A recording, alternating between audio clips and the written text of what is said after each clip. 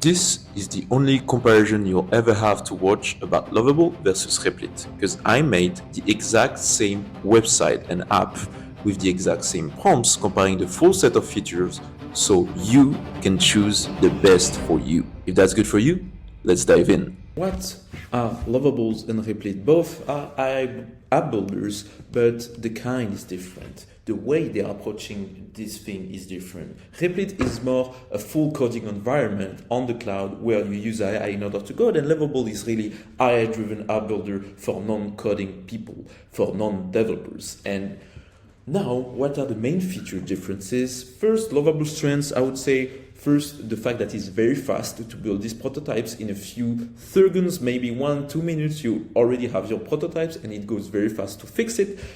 The UI generation, in my opinion, is better than Replit, and the coding abstraction is also better, which means that it's just easier for a non-developer to actually use Lovable, in my opinion. When it comes to Replit, the strengths are the opposite, basically. The fact that it's full stack, so it's easier to debug, it's easier to customize, it's easier to go deeper in the technical things if you want to actually customize stuff, and the real-time collaboration. You're able, on Replit, to actually invite all of your team and make some different roles in order to know, okay, this guy has access to this app, this guy doesn't have access to this app, this kind of features that are very relevant when you are in a real organization, right?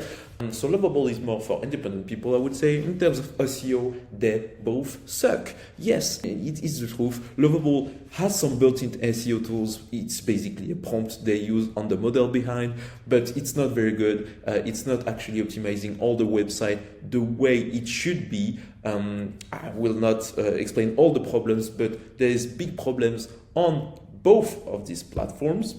And the problem is that, well, the HTML is not rendered the right way, especially on on the publication side.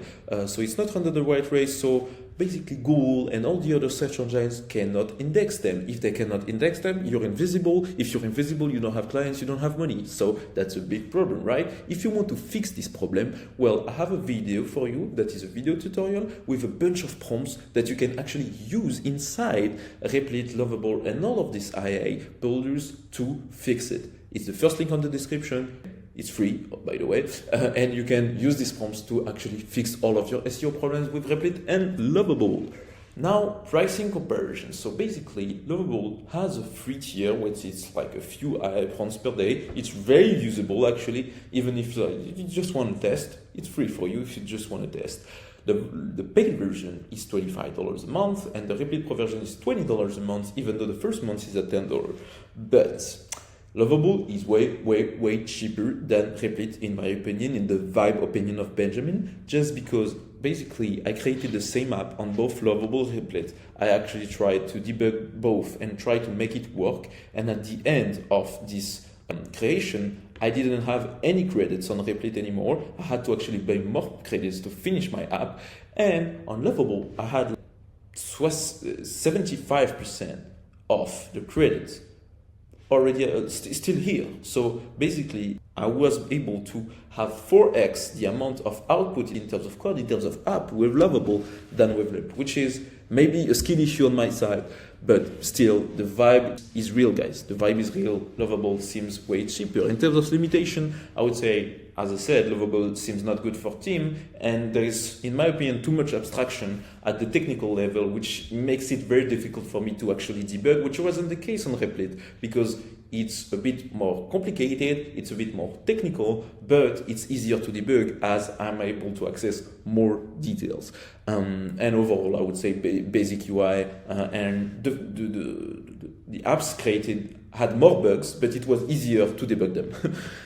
Now, if you're basically a solopreneur, choose Lovable. If you're cheap, choose Lovable. If you want good UI, choose Lovable. If you just have a team and maybe it's a bit technical, I would say choose Replit. I think the only situation where you have to choose Replit is if you have a team. If you're a bit more technical, choose a real IDE, a real IID like VS Code or Cursor. This is how I see it.